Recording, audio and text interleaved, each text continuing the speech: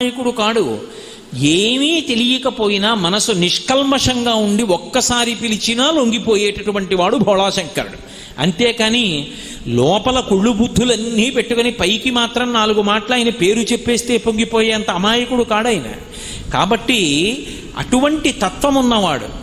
ఆయన పట్ల భక్తితో ఎవడు ప్రవర్తిస్తాడో వాడి పాశములను తొలగతోస్తాడు. ఆ పాశము తీసేస్తే ఇక పశువు కాదు, పశుపతిలో కలిసిపోతాడు.